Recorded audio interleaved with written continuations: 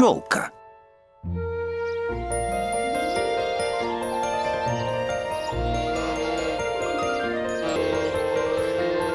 От полосатой мухи. Это является частью важнейшего цикла опыления. А у тебя как раз есть цветочки. Пчела, фас. Это не еда, а важнейший эксперимент по озеленению пустыни.